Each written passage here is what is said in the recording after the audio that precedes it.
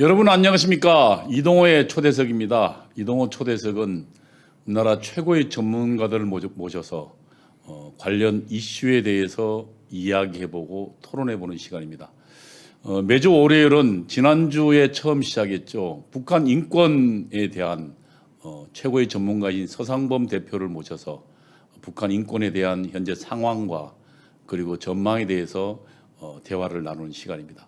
오늘도 역시 서상범 대표 모셨습니다. 안녕하세요. 안녕하십니까. 예, 지난주에서 한번 우리 서상범 대표에 대한 소개를 제가 한 번 더 다시 한번 드릴까요? 연세대 정외과를 나오셨고 그리고 안보 관련 기관에 계속 계셨고요. 그리고 북한 인권의 청와대 북한 인권 팀장을 하셨죠.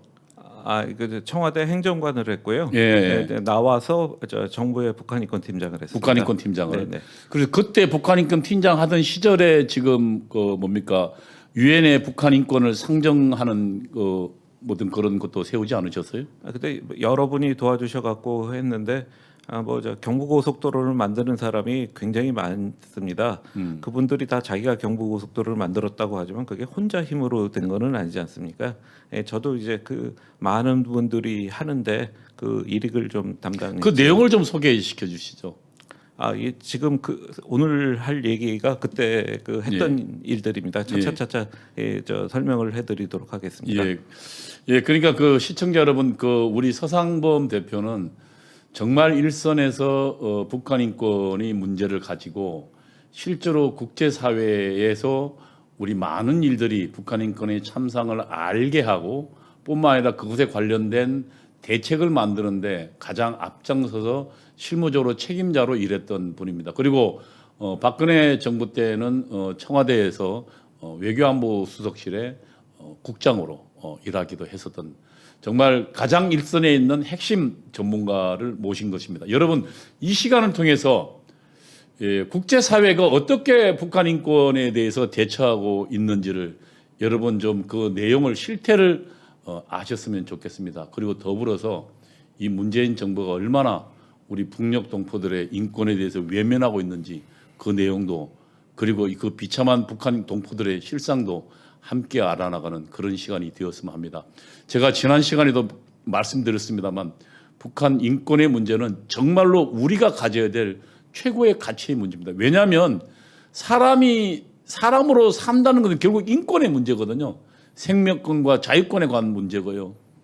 그것이 사람으로서 다른 동물과 다른 가장 큰 문제입니다.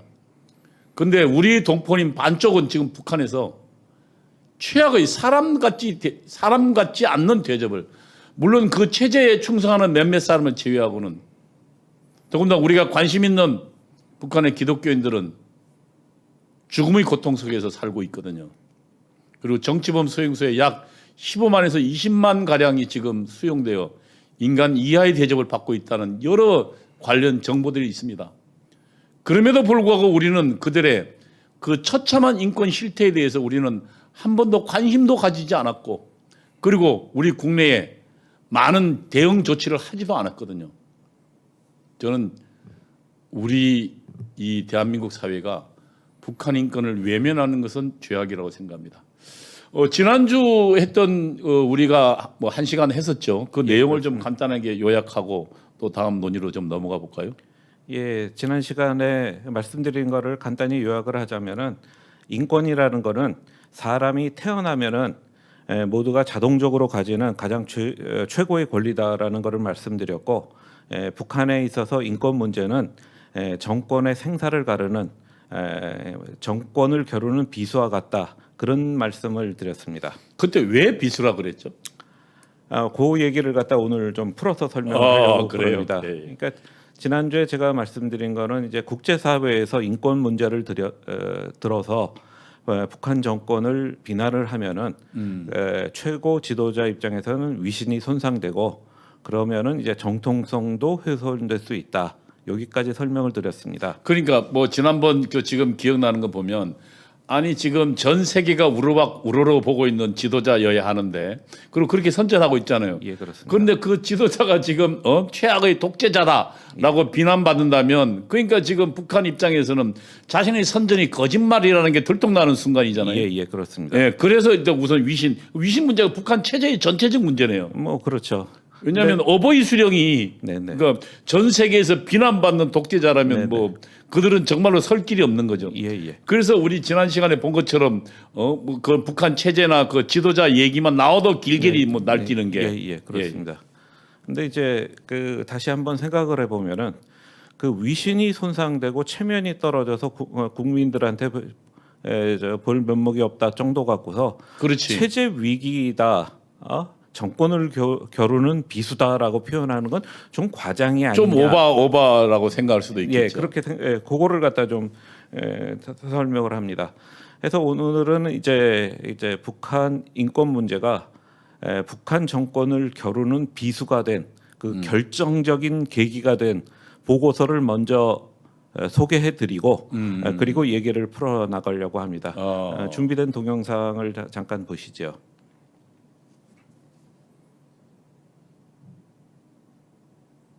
유엔 북한인권조사위원회는 북한에서 수십 년간 심각한 반인도적 범죄가 자행됐다며 북한 정부기관 등 범죄 책임자에 대한 제재를 권고했습니다. 마이클 커비 조사위원장은 어제 제네바 유엔 본부에서 기자회견을 열고 북한의 인권 침해 상황에 대한 조사 결과 북한 최고 지도층의 결정에 따라 조직적이고 광범위한 반인도적 범죄가 자행돼 왔다고 확인했다고 밝혔습니다. 커비 위원장은 따라서 국제사회가 북한 주민에 대한 보호 책임을 져야 하며 유엔 안전보장이사회가 범죄 책임자를 국제형사재판소에 회부할 것을 권고했습니다. 예, 저 보고서 내용을 갖다가 잠깐 요약을 하자면은 북한의 광범위한 인권 침해가 벌어지고 있고 그거는 정권 자체가 조직적으로 저지르는 일이고 그건 반인도 범죄에 해당한다. 따라서 유엔 안보리는 북한 인권 책임자를 국제사법기구에 제소해야 된다. 이게 그러니까 김정은을 네네. 국제사법기관에 네네. 재판에 회부하라는 얘기네요. 예, 그렇습니다. 그럼 여기서 이런 생각이 듭니다. 유엔에서 발표하는 보고서가 1년에 수천 건, 수만 건이 넘습니다. 그렇게 많이 나오나요? 그렇죠. 유엔이 어마어마하게 거대한 기구니까요. 그렇죠. 뭐 각종 위원회들이 많으니까. 예. 그런데 저 보고서 하나 갖고 뭐가 그렇게 대수냐라고 할 수 있습니다. 보고서에 얼마든지 낼 수 있는 것이니까요. 근데 이제 좀 설명을 하자면 세상에는 나쁜 부모들도 참 많습니다. 예를 들어 설명을 하는 거예요. 자식을 학대하는 부모들도 있습니다. 자식을 학대하다 못해 갖고 밖에 내보내서 앵벌이를 시키는 부모도 있어요. 근데 동네 사람이 이렇게 보면은 처음에는 귀찮아서 상관을 안 하지 않습니까? 그러다 그게 너무 심해져 갖고 자기가 하도 애들 때려 갖고 시끄러워 갖고 잠을 못 자게 되면은 가서 조심하라고 얘기를 합니다. 근데 가서 보면은 제가 보기에 너무 심하다 싶으면 경찰에 가서 신고를 하고 그럼 경찰이 와서 조사를 하고 그게 죄가 된다면 벌을 받겠죠. 작년에 정은이 사건이 이 케이스 아닙니까? 그렇죠. 예.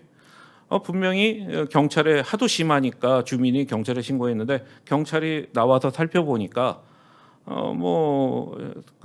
양부모 별명이 그냥 타당한 것 같아서 그냥 지나쳤다가 비극적인 사태가 벌어진 거 아니에요. 그래서 결국은 경찰청장이 일 제대로 못했다고 사과를 했고 지금 청와대 게시판에 가보면은 그 양부모 강하게 처벌하라고 국민청원이 그냥 줄을 이어서 올라오고 있어요. 이 국제사회도 똑같거든요. 한 나라에서 인권 침해 사건이 벌어지면은 그게 굉장히 심하다 싶으면 국제사회에서 얘기를 합니다. 정부에서 얘기할 때도 있고 시민단체도 얘기를 할 때가 있어요. 지난 시간에 말했듯이 지적을 하는 겁니다. 그런데 그 사태를 더 넘어가고 인권 유린 사태가 벌어지면은 그때는 유엔이라든가 이런 국제기구에서 나섭니다. 그러니까 이제 우리가 정은이 사태 보고 정말 분노를 느꼈듯이 왜냐하면 저 천진난만 어린아이가 그러니까 사람으로 대접 못하고 결국은 부모로부터 학대를 받다 죽었다는 사실에 충격을 받잖아요. 네네. 마찬가지로 국제사회도 마찬가지인 거죠. 예, 그렇죠. 그래서 국제사회에서 유엔에서 나가서 조사를 합니다. 조사를 하다가 이게 그냥 단순한 인권 침해가 아니라 반인도 범죄다. 이러면 국제형사재판소에 제소를 하게 됩니다. 그러니까 나라가 우연히 실수를 한 게 아니라 나라가 지속적으로 제도적으로 벌이고 있는 그런 인권에 대한 침해고 그리고 인간에 대한 정말 그 모진 압박이라면 그거는 정말 국제사회가 그러니까 봐줄 수 없는 거죠. 예, 그렇습니다. 그래서 국제 여론이 들끓는 거죠. 예. 좀 더 설명을 해보면은 우리가 독도 문제 때문에 국제사법재판소 얘기는 많이 듣습니다. 국제해양법재판소 얘기도 많이 들어요. 이거는 말하자면 국가 간의 민사 문제를 다루는 재판소예요. 그렇지. 그럼 국제 간의 형사 문제를 다루는 재판소도 있을 거 아니겠습니까? 그게 국제형사재판소입니다.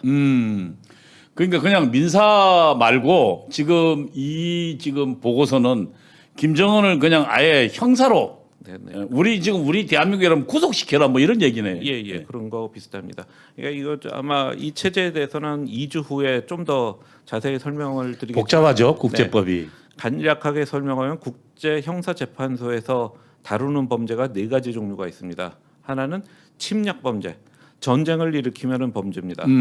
두 번째 전쟁 범죄, 침략 범죄하고 다른 거는 전쟁이 일어났을 때 병사들이 약탈을 한다든가 여자를 강간한다 하는 범죄를 저지잖아요. 그건 전쟁 범죄라고. 그러니까 합니다. 전쟁에 그 예를 들면 그 전투원끼리 벌어진 거 말고 네네. 민간인을 향한 범죄들. 예.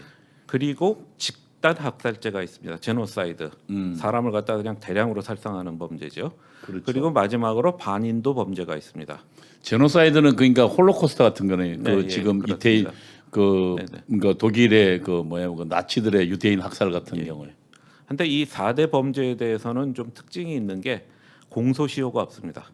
그렇겠죠. 예, 굉장히 이제 중요한 법인데, 자 그럼 여기서 또 생각을 하는 게 그럼 도대체 어느 정도 수준이 돼야 이런 반인도 범죄로 처벌을 받게 되나? 그렇지. 문제가 될 것이다. 네, 그 수위에 대해서도 궁금할 겁니다. 그렇죠. 전 세계에는 우리가 생각하는 것보다 독재자들이 꽤 많습니다.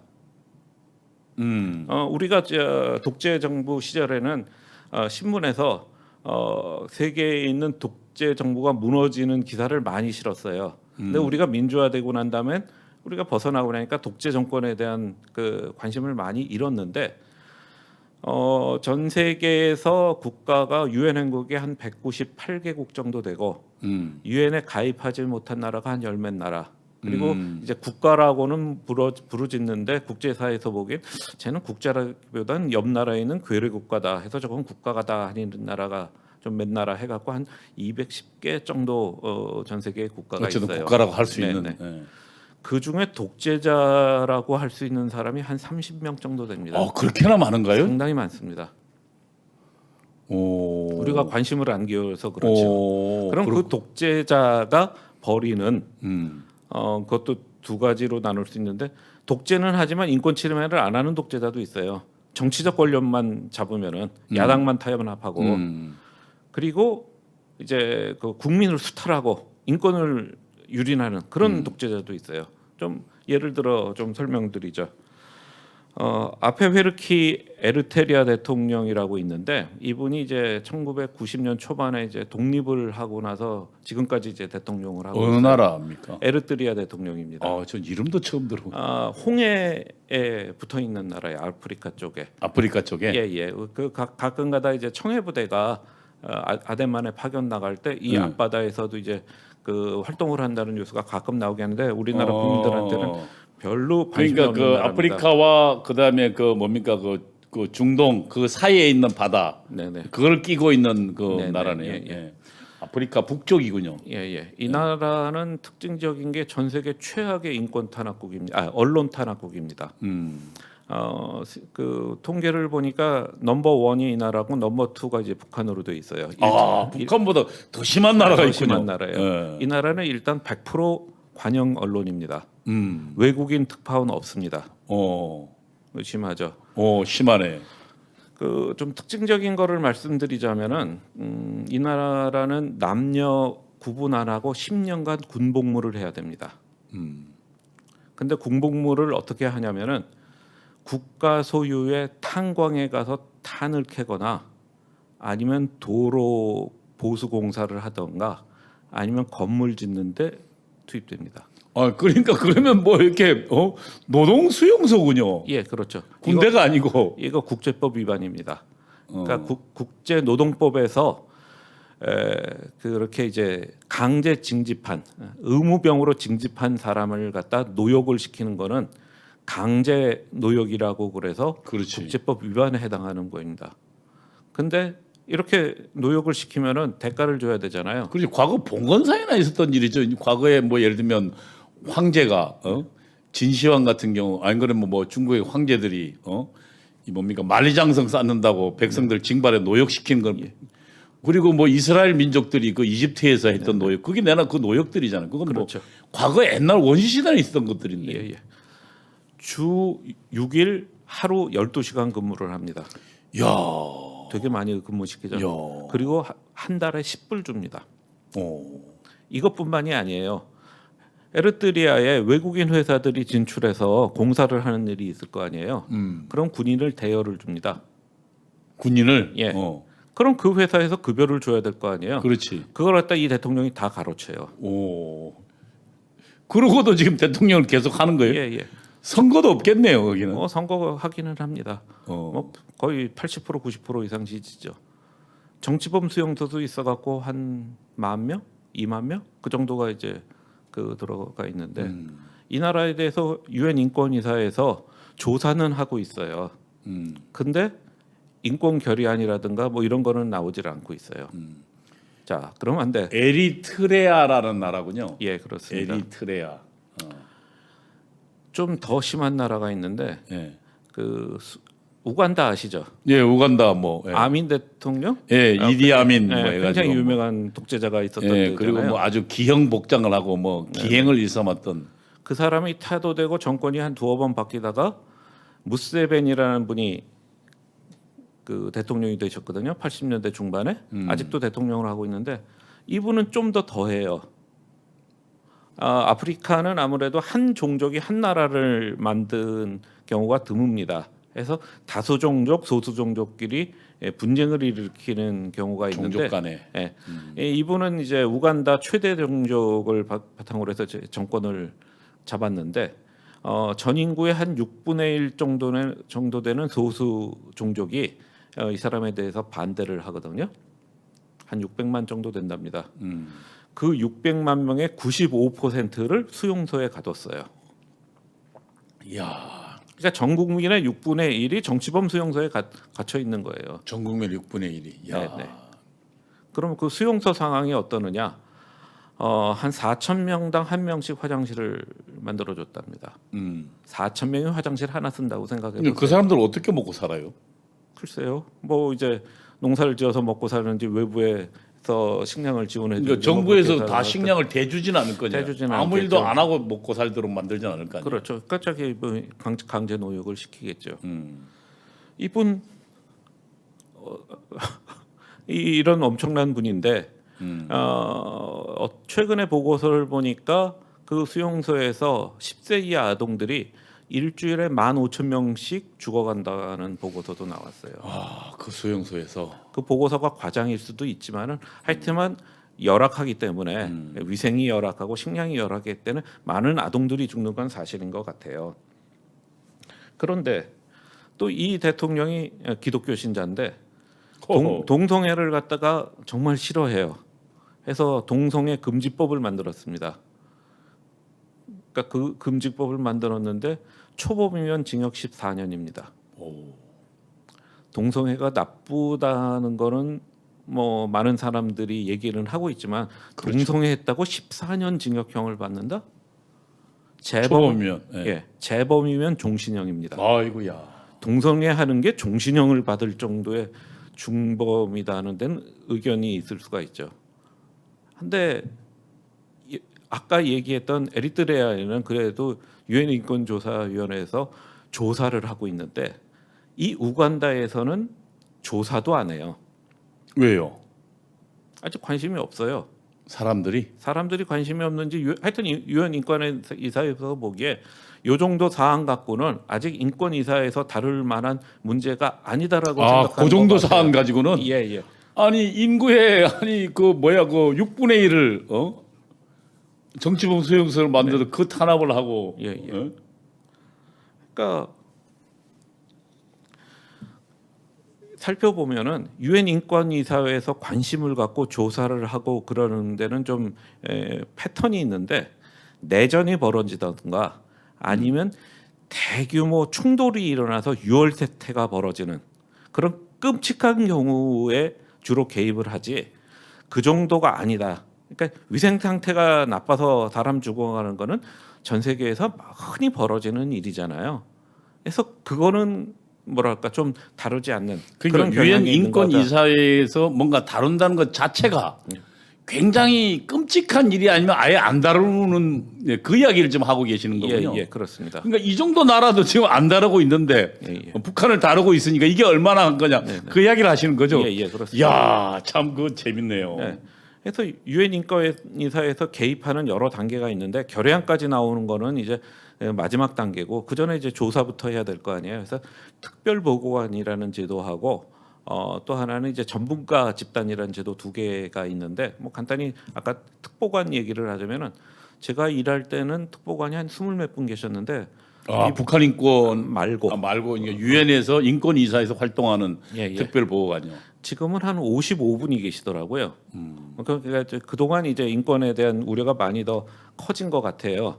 그래서 개별 국가에 대한 분이 뭐 북한, 이란, 미얀마 이런 데서 한 11분 계시고 그다음에 뭐 식량권, 뭐 평등권 이런 이제 주제별로 있는 보고관이 한 44분 계시는데 자, 그러면은 그 지금까지 설명했듯이 그럼 어떻게 개별 국가에 대해서 유엔 인권 이사회에서 그 푸시를 하는지 그거를 좀 설명을 드리려고 그래요. 먼저 국제법 딱딱한 국제법 얘기를 먼저 좀 해야 그러니까 우선 되는데 첫 번째 유엔 인권 이사회에서 이런 보고관을 둬서 그 나라의 어떤 나름대로 조사하는 것 자체가 굉장히 이례적이고 굉장히 심한 거 아니면 안 한다는 거죠. 예, 그렇습니다. 그리고 더 심하면 이제 결의안이 나온다. 더 심하면 결의안 나온다. 근데 왜 이 결의안까지 나오는 게 이렇게 힘드냐면은 국제법의 기본 원칙 중에 하나가 내정 불간섭의 원칙이에요. 그렇죠. 예. 네, 내정 불간. 예. 한 나라의 관할권 안에 있는 거는 그 나라 정부가 해야지. 그렇지. 국제사회에서 건드리면 좀 안 된다. 근데 자칫하면 그게 또 전쟁으로 가잖아요. 예. 근데 딱 하나 예외가 있어요. 유엔 헌장에 유엔 안보리에서는 국제 평화 안전의 유지를 위해서 결의안을 채택할 수 있고 국내 문제에 대해서도 결의안을 채택할 수 있어요. 안보리에서는. 예. 한데 안보리의 결의안은 강행 위반입니다. 좀 어려운 말이죠. 뭐냐면 우리나라 법에도 이렇게 있잖아요. 뭐뭐뭐 할 수 있다. 강행 위반은 뭐뭐뭐 해야 된다. 해야 한다. 예. 하라는 얘기죠. 예. 그래서 안보리 결의안은 그거 자체로 국제법이면서 반드시 해야 되는 강행 위법이라는 얘기예요. 그러니까 이게 아주 굉장히 센 거죠. 센 거네. 근데 인권 문제에 대해서 왜 그럼 인사회에서 개별 국가를 상대로 결의안을 내느냐? 인권 문제는 한 나라만의 문제가 아니라 전 인류가 갖는 공통적인 문제라는 인식이 유엔이 생겨나고 난 다음서도 점점점 커지기 시작했어요. 유엔의 목적이기도 하죠. 네. 유엔이 궁극적으로 가져야 될 가치이기도 하고. 예, 그래서 그렇지만 아직도 그 왜 내정 불간섭 원칙을 어기느냐는 입장을 가진 나라들이 있어요. 그래서 개별 국가에 대해 갖고 인권 결의안을 갖다가 채택을 하려고 그러면 꼭 나서서 반대하는 나라가 4나라 5나라 있습니다. 러시아, 중국, 쿠바, 베네수엘라, 북한. 다 공산주의 나라들이군요. 예, 그런 그 나라들이에요. 그리고 세계적으로 인권을 갖다가 우리나라 자신이 있어라고 얘기하는 나라가 그렇게 많지 않거든요. 그래서 개별 국가에 대해서 인권 결의안을 내겠다고 그러면은 주저하는 나라들이 많아요. 그래서 인권 결의안 보면 기권하는 나라들이 꽤 많습니다. 왜? 저 나라가 뭐 정치범 수용소가 있다고 비난하는 결의안이 나왔는데 우리나라에도 정치범 수용소가 있거든. 그런 나라들은 기권을 하죠. 이제 그런 상황입니다. 그래서 결의안을 내기가 그렇게 쉽지가 않아요. 여기까지는 이제 이해가 가셨죠. 그러면은 그 다음엔 결의안 내용을 갖다 한번 좀 보겠습니다. 그러니까 최근에 이제 이란에 대해서 이제 결의안이 나왔는데 이란에요. 예, 이란 결의안 내용을 갖다 잠깐 소개시켜드리면은 이란에 대해서 유엔 인권이사회가 관심을 가지는 부분은 주로 형벌에 대한 부분입니다. 이란. 그러니까 이슬람 국가들이 좀 형벌이 가혹하죠. 예, 그렇죠. 그러니까 우리가 다 아는 거예요. 회교도들은 간통을 하면 돌로 쳐 죽입니다. 그렇죠? 이란이 그렇게 해요. 도둑질을 하면은 더러운 사지를 붙이고 신한테 가느니 그거 잘라버리는 게 낫다 해갖고 소매치기라면 손을 잘라버립니다. 그리고 거기서 태형을 해요. 죄를 지으면은 태형 곤장을 치는 거예요. 사고를 보면 곤장을 쳐라 해갖고 많이 봐서 익숙한데 곤장 제대로 치면은 한 대 맞으면 석 달, 넉 달을 갖다가 병고안을 해야 됩니다.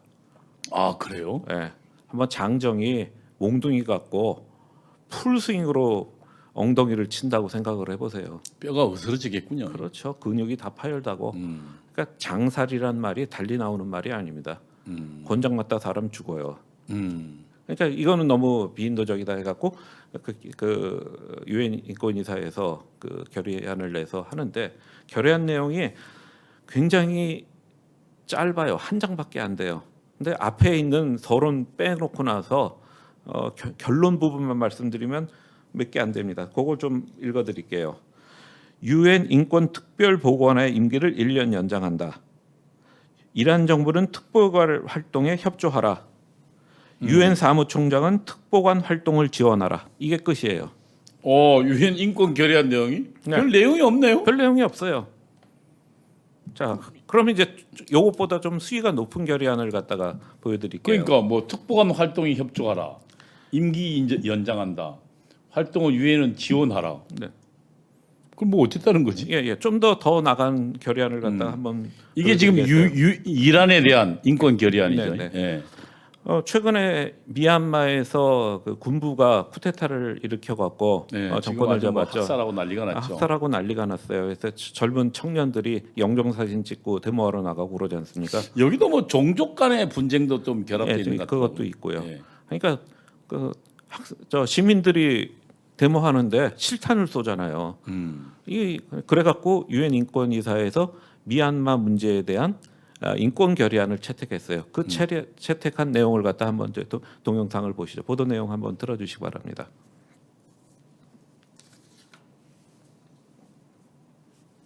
유엔 인권이사회는 미얀마에서 벌어지는 인권 침해를 규탄하는 결의안을 현지 시간 24일 채택했습니다. 유엔 인권 최고 대표 사무소의 미얀마 독립조사 메커니즘에 따르면 결의안에는 미얀마 전역에서 자행되고 있는 국제 범죄와 인권 침해 가담자들에게 책임을 묻는 작업이 시급하다는 내용이 담겼습니다. 또 쿠데타에 평화적으로 반대하는 사람을 체포하고 고문하는 행위 등에 대한 보고가 있었다며 인권에 반하는 범죄가 벌어졌는지 분석하기 위해 증거를 수집하고 있다고 강조했습니다. 저게 단가요? 예. 간단히 정리해 보면은 뭐 인권 침해 우려를 규탄한다. 미얀마 정부는 인권 보호를 해라. 조사 기구를 설치하겠다. 난민 보호하겠다. 특보관 임기 연장하겠다. 이 정도가 다예요. 근데 지금 여기에 보도된 그 동영상만 보더라도 거의 광주 사태보다 더한 지금 그거 아닙니까? 막 총 쏘는 장면도 나오고 그다음에 사람을 직접 막 그 곤봉 같은 거 그러니까 뭡니까 타격하는 장면도 나오는. 저것만 봐도 뭐 굉장한 건데. 근데 내용은 밋밋해요. 그럼 다른 나라 결의안도 잠깐 소개해드리면은 시리아 결의안이라든가 그 수단 결의안이 있는데 그 내용이 더 간단해요. 시리아도 뭐 인종 청소를 했던 나라 아닙니까? 지금 뭐 내전이 벌어지고 있죠. 그래서 그 정부군이 이제 반군 학살을 하고 있는데, 그러니까 인권 문제를 규탄한다. 지난해 니네 정부가 했던 이러한 조치는 참 잘했다. 국제 사회는 그 나라의 인권 문제를 해결하는데 좀 협조를 해라. 이런 내용이 전부 다예요. 굉장히 밋밋합니다. 시리아 같은 경우도. 네네. 그러니까 내전이나 대규모 유혈 사태가 벌어질 때 인권 결의안이 나오는데 그 인권 결의안 자체가 내용이 밋밋해요. 사태의 심각성에 비하면 네. 예. 왜 그런가? 간단해요. 외교관들이 하는 얘기거든요. 외교관들이 직설적이고 그 육두문자 섞인 그런 얘기들 잘 안 하지 않습니까? 그러니까 저 정도만 나와도 사람들이 다 알아들어요. 그러니까 외교적 용어는 그렇죠. 용어서는 상당히 그래도 여러 가지 많은 뜻을 포함되고 있다고 생각하나요, 사람들이? 예, 그렇죠. 근데 그거 이제 그 전문가들만 그 관계자들만 그렇게 아는 거고 저 일반 국민은 아 그런가 보다. 잘 모르잖아요. 사태 예. 심각성을 잘 모르잖아요. 네, 그렇죠. 저 일반 국민들이 세상 모든 걸 다 알 수 없으니까 그 관계되는 사람만 알면 돼요. 그게 이제 미얀마도 뭐 조사에 착수하겠다. 뭐 네네. 그 조사단 결의안 나왔으니까 조사단 당연히 나왔죠. 자, 그러면은 이제 다시 돌이켜 생각해 보면은 북한에서 내전이 벌어졌다는 얘기 들으신 적 있나요? 없죠. 북한에서 뭐 유혈 사태 났다는 얘기 들으신 뭐 적 아직 있어요? 한 번도 무슨 북한에서 뭐 정치범 수용소가 뭐 심각하느니 뭐 성폭행이 뭐 저기 하느니 뭐 북한 인권 심각하다는 얘기는 많이 들었지만은 대규모 참상이 벌어진다는 얘기는 별로 들은 적이 없어요. 그런데 북한에 대해서 인권 결의안이 나왔죠. 그 특이한 거네요. 그러면 왜 북한에 대해서 인권 결의안이 나왔어요? 그러니까 아까 우리 서상범 대표가 계속 설명했지만 인권 결의안 정도가 나오려면 그러니까 그 전에 조사도 들어가고 어쨌든 뭐 결의안 정도가 나오려면 아까 얘기했지만 대규모 참성 홀로코스터 같은 네네. 내전이 벌어지고 뭐 거기에서 정말 어마어마한 참상이 벌어져야만 가능한 건데 네네. 그러니까 그럼 왜 북한은 이게 지금 결의에 나온 거죠? 그러니까 그 얘기를 하기 전에 이제 잠깐 좀 다른 얘기를 하자면은 저 고등학교 국사 시간에 배운 내용이에요. 이제 서양 열강들이 100년 전에 동양으로 밀려 들어왔잖아요. 서세 동점 시대에. 그때 이제 우호 통상 조약을 맺으면은 항상 들어가는 조항이 있어요. 뭐냐면 우리도 미국과 1882년도에 그 뭐냐면은 조선인을 갖다가 해치거나 죽인 미국 사람은 미국 영사가 미국 법에 따라 처벌을 한다라는 조항이 들어가요. 그건 우리나라하고만 한 게 아니라 서양 열강들이 중국하고 할 때, 일본하고 할 때 다 이 조항이 들어갑니다. 영사 재판권이라는 조항이에요. 이게 왜 그러느냐면은 당시 서양 입장에서 볼 때 동양인들은 야만인이에요. 야만인들한테 자기 나라 국민을 갖다가 재판을 받게 할 수 없다. 그러니까 비록 죄인이지만 네네. 이게 상당히 유서 깊은 건데 역시 이제 국민학교 이제 고등학교 세계사 교과서에 나오는 얘기입니다만 로마 제국 시대 때 법이 두 가지 종류가 있어요. 뭐냐면 이제 로마 시민들 간의 권리 관계를 갖다 규정한 로마 시민법이 있습니다. 네, 그래서 사도 바울이 자기가 로마 시민이라고 밝히면서 그렇죠. 직접 로마에서 재판을 받을 걸 요구하죠. 네, 예.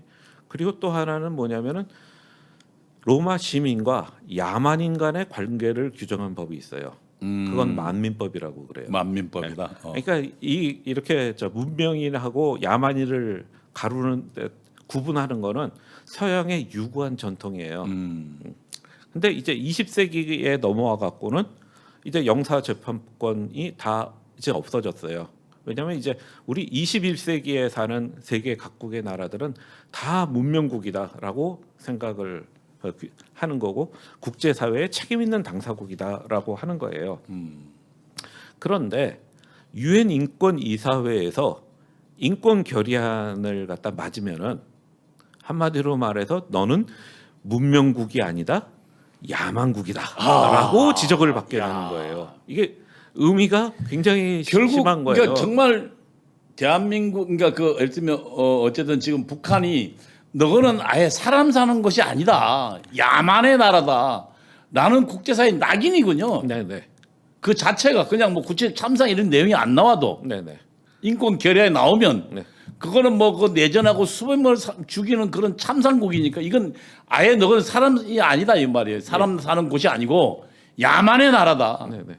이게 그 다음 시간에 그거를 좀 더 자세히 설명드리고 간략하게 설명드리면 북한의 이제 고난의 행군이라고 대규모 95 기아 년도부터 사태가 있었죠. 났었잖아요. 예, 예. 그때 이제 꽃제비들이 이제 나오고 난민들이 나오고 탈북자들이 많이 나오니까 국제사회에서 북한에 뭔가 문제가 생긴 것 같다, 관심을 기울여야 된다 해갖고 2003년부터 유엔에서 북한 인권 결의안이 나왔어요. 근데 처음 내용은 아까 소개드렸던 그 이란이라든가 수단 결의안 정도 수준이었어요. 굉장히 밋밋한 결의안이 나왔어요. 근데 그 보고관이 있어야 된다. 뭐 이제 그런 거죠. 보고관 임기를 갖다 연장해야 된다. 국제사회 협조를 해야 된다. 협조를. 북한 사회는 이제 세계 인권 기구하고 대화를 늘려야 된다. 세계 시민 사회는 북한의 인권 증진을 위해서 노력을 해주기 바란다. 뭐 이런 내용들이었어요. 면밀한 내용이었네요. 근데 처음에 보여드렸던 유엔 북한 인권 조사회 최종 보고서가 2014년 2월에 나오고 나서 그 다음 달에 나왔던 유엔 북한 인권 결의안은 내용이 확 달라졌어요. 그 내용을 갖다 한번 보시죠. 예, 동영상 보시죠. 좀 부탁드립니다. 한번 보시죠. 그러니까 그 밋밋하게 짝이 없는. 유엔 인권이사회가 지난 1년 동안의 조사를 바탕으로 북한 인권 결의안을 채택했습니다. 네, 특히 인권 침해 책임자를 국제사법기구가 처벌할 것을 촉구해 앞으로 실질적인 후속 절차가 진행될지 주목됩니다. 김은건 특파원입니다.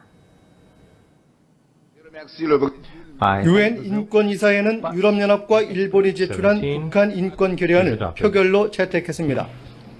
찬성 30, 반대 6, 기권 11표로 채택된 결의안은 먼저 북한이 심각한 인권 침해 상황을 인정하고 모든 인권 침해를 즉각 중지할 것을 촉구했습니다.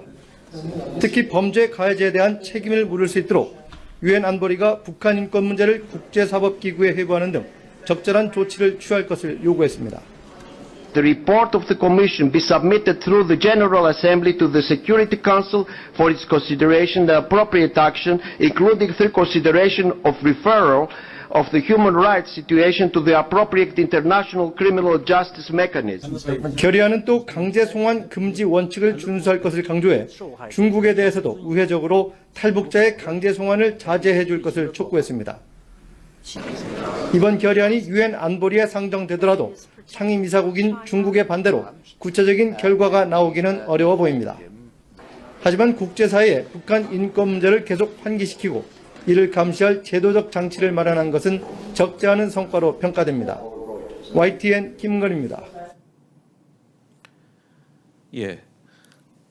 기존에 나왔던 인권 결의안하고 그 수위와 내용이 어마어마하게 차이가 어마어마하게 나는 다르네요. 같은데. 그냥 뭐 임기를 연장해라, 뭐 그다음에 활동에 적극 협력해라, 뭐 이 정도였는데 이거는 완전히 구체적 내용까지 다 나왔네요. 예. 그러니까 저게 말하자면 조사위원회 최종 결과 보고서를 갖다 그대로 다 수용해서 그 내용을 다 반영을 했어요. 조사위원회 결과를. 그러면은 이제 그 상황을 갖다 좀 설명드리면 2월 17일 날 최종 결과 보고서가 나왔거든요. 2014년도죠. 예, 예. 그 보고서가 나온 다음에 인권이사에서 그거를 갖다 채택을 하려면 검토를 해야 되지 않습니까? 그렇죠. 보고서를 검토하겠죠. 그래서 조사위원회 위원장이 그 이사회 총회에 딱 나와 갖고 이제 연설을 하고 회원국들한테 Q&A를 다 가졌어요. 위원장이 호주 사람이었죠. 예, 대법관 호주 출신. 사람이었죠. 그래서 이름이 뭐였죠? 마이클 컵이라고 마이클 컵. 대법관 예, 하신 예, 예. 분입니다.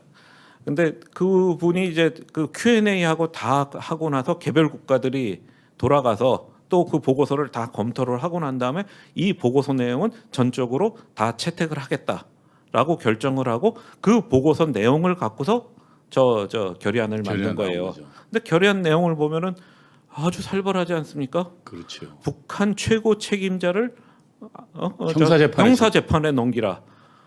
여태까지 나왔던 인권 결의하고는 그 수준이 확 뛰었어요. 그러니까 저게 되면 김정은은 이제 외부사에 나오면 그냥 형사재판에 넘겨지는 거죠. 예, 그렇죠.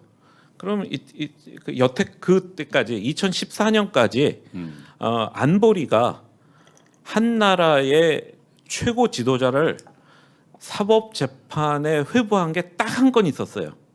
그거 굉장히 충격적인 사건인데 사람들이 그 사법 기구에 넘겼던 거는 잘 몰라요. 그 관계 뉴스를 갖다 한번 보도록 하겠습니다. 예. 유엔은 카다피 정권에 대한 제재안을 만장일치로 채택했습니다. 카다피 일가의 자산을 동결하고 반인류적 만행을 조사합니다. 뉴욕 도인태 특파원입니다. 유엔 안보리가 만장일치로 채택한 제재 결의안엔 리비아에 대한 즉각적인 무기 수출 금지 조치와 카다피 정권의 자산 동결, 여행 금지 조치가 담겨 있습니다. 자산 동결과 여행 금지 조치의 대상은 카다피 본인과 7명의 아들, 딸 아이샤, 유혈 사태를 주도한 군과 정보기관의 고위관리 16명입니다. 결의안은 또 카다피 정권의 민간인 살해를 반인류적 만행으로 규정하고 이를 국제형사재판소가 조사하도록 했습니다. That gross violation of basic human rights will not be tolerated.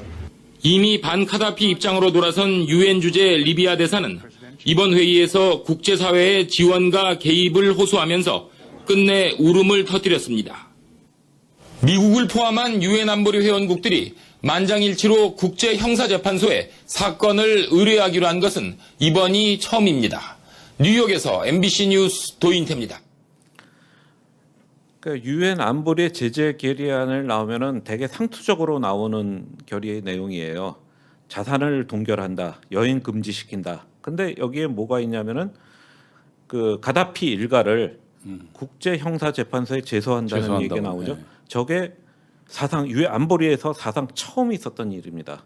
그럼 저거가 왜 그런지 배결 설명을 좀 드리면은 이제 이거 반기문 유엔 사무총장이 주도해 갖고 이 일을 벌였는데요. 한 나라에서 심각한 인권 침해 사태가 일어났는데 그 나라가 그 문제를 갖다 해결하지 못하는 경우에는 국제사회가 그냥 바라만 보고 있어야 되느냐? 내정 불간섭의 원칙이니까 바라만 보고 있을 수밖에 없잖아요. 그러니까 이제 국제법을 갖다 변경을 해서 한 나라의 인권 침해 사태를 그 나라 정부에서 해결하지 못하면은 국제사회가 개입해도 된다라는 원칙이 세워졌어요. 그걸 보호 책임이라고 합니다. 근데 이게 아직까지 국제법으로 확립된 건 아니에요. 원칙만 됐고 이거를 갖다 어느 정도 인권 침해가 일어나야 하느냐, 정부가 못했다고 그러는데 어느 정도 수준이어야 되느냐, 이런 것들이 다 마련돼야 되기 때문에 지금 계속 연구를 하고 있는데, 리비아 저 사태 같은 경우에는 이제 반군하고 정부군하고 되게 심하게 싸웠고 정부군이 반군의 가족들을 갖다 무참하게 학살을 했거든요. 그래서 유엔 안보리가 국제형사재판소에 제소를 한 건데, 좀 재미있는 거는 조 결의안 나오기 전까지 유엔 안보리 상임이사국이었던 러시아하고 중국은 이런 행동을 반대를 했어요. 그러니까 안보리가 하는 일은 안보 문제에 관한 일이고 인권 문제는 유엔 인권이사회 소관이니까 안보리에서 인권 문제를 다루는 거는 반대했던 거든요. 그 이야기는 이제 강제 집행하지 말라는 얘기죠. 예. 근데 그 사태가 너무 심각해지니까 러시아하고 중국으로서도 그 미국이나 영국, 프랑스의 주장을 갖다 받아들일 수밖에 없어요. 그래서 저 제재 결의안이 나오고 가다피가 말을 안 들었어요. 그래서 그 다음 달에 또 다시 제재 결의 나왔는데 어떻게 나왔냐면은 국제사회는 유엔 회원국은 리비아에 대해서 군사적 행동에 나서도 좋다라는 군사력 사용 허가를 내립니다. 그래서 그 유엔 안보리 결의안을 바탕으로 나토군이 즉각적으로 리비아 내전에 개입을 해서 가다피는 이제 쫓겨나게 되고 도망 다니다가 하수도고에 숨어 있다가 체포되고 거기서 이제 반군선에 살해가 됩니다. 그렇죠. 저게 2011년 일입니다. 자, 그러면 2003년 전에 그런 일이 벌어졌는데 2014년에 유엔에서 북한 인권 문제를 그 책임 있는 최고 지도자를 국제형사재판소에 제소하라, 이런 얘기가 나오면은 이때는 위신 문제가 아니죠. 그렇죠. 그러면 그 위신이 아니고 그건 뭐 사실 그 자기 예를 들면 그 체제가 무너지는 거군요. 그러면 예. 저 정도 결의안이 네. 나오면. 그리고 저때 또 무슨 일이 벌어졌냐면은 이건 다음 시간에 좀 더 자세하게 다루는데 국제형사재판소에서 전직 국가 원수들을 갖다 쫙 기소를 했는데 현직 국가 원수들도 기소하기 시작했어요. 그래서 케냐 대통령이 헤이그에 가갖고 형사 재판을 받았다니까요. 현직 대통령이. 현직 대통령이면은 자기네 나라 수도에 틀어박혀서 재판 안 받으러 가지 않겠다고 거부할 수도 있잖아요. 그런데도 얼마나 국제사회의 압력이 심했는지 현직 대통령이 헤이그 가서 재판을 받는 그런 분위기에 이런 결의안이 나오니 그러니까 이제 얼마나 지금 압박이 심하겠습니까? 네, 북한 입장에서 보면 지금 저 유엔 결의안이 나오고 3년 내에 리비아가 무너졌잖아요. 그러니까 그것을 보니까 사실은 저 결의안 자체는 북한 정권을 무너뜨리겠다. 그리고 자기들이 최고 존엄이라 이야기하는 김정일이나 김정은 이들을 결국은 그러니까 가다피처럼 비참한 처우를 맞을 수 있다라는 경고로 실질적 위협으로 해석하겠군요. 예. 그러니까 지난 시간에 얘기했던 박근혜 대통령의 발언을 다시 들이켜 보면은 박근혜 대통령 아픈 데를 찌르는 거라고. 그러니까 비술한 얘기가 얘기했었죠. 그 의미군요. 예. 예. 근데 이건 아픈 데를 찌르는 정도가 아니잖아요. 무너뜨리는 거네. 네네.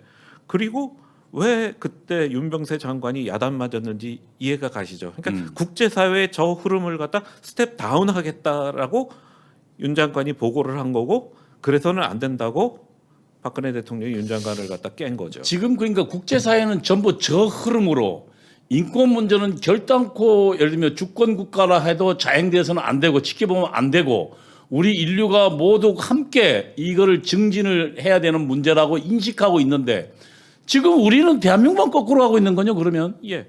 그 며칠 전에 유엔 인권이사회에서 올해 북한 인권 결의안을 갖다 채택을 했잖아요. 저 내용 동일해요. 다만 저기에 새로 알아낸 새로운 범죄 사실에 대한 규탄 내용이 좀 더 들어갔을 뿐 본질적인 내용은 똑같아요. 안보리는 북한 인권 문제를 국제형사재판소에 제소하라. 그 그대로 들어가 그러니까 있어요. 저기에 그 지금 기권하거나 참여하지 않는 건 비문명국이죠, 독재국이죠. 그러니까 우리나라는 지금 공동제한국에서도 지금 빠져나가고 있지 않습니까? 그리고 기권해버리면 예. 뭐 이거 그러니까 우리나라가 가장 앞장서서 나아가서 저 문제를 갖다 해야 된다고 해야 될 때 우리가 뒤처지니까 그렇죠. 예. 동력이 상실된 거예요. 동력뿐만 아니라 지금 저기에 참여하지 않는 건 뭐 국제적으로 보면 문명국이라고 할 수 없는 거죠. 예? 제가 지금 사담을 좀 말씀드리겠는데요. 저 인권 보고서가 나오고 인권 결의안이 채택됐을 때 같이 북한 인권 문제를 하던 그 정부에 있건 아니면 시민단체에 있던 대단히 환호성을 질렀어요. 믿을 수가 없었어요. 왜 믿을 수가 없느냐?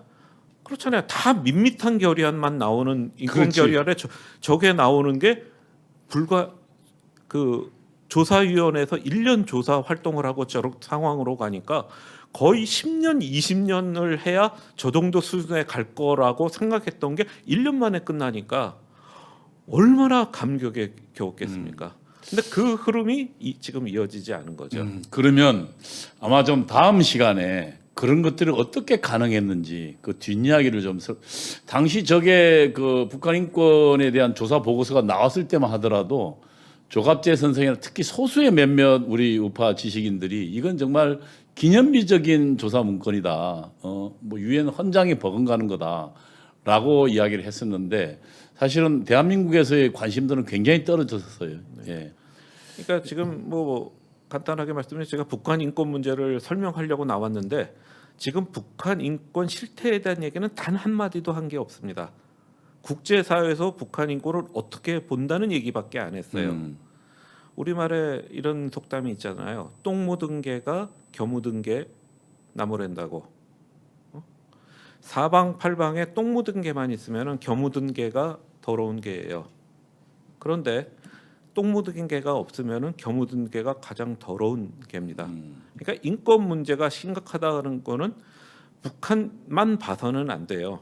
전 세계적인 인권 상황 속에서 북한이 어느 정도인가도 봐야 되지만은 우리 인류 역사 전체를 봐서 북한 인권 문제가 어느 정도 수준인가 그러니까 그것도 지금 봐야 된다고 홀로코스트적 생각된다. 상황이나 내전적 상황이 아니면 인권 결의안이 안 나오고 조사도 안 하는데 지금 그 자체가 지금 북한이 그만큼 심각하다는 얘기잖아요.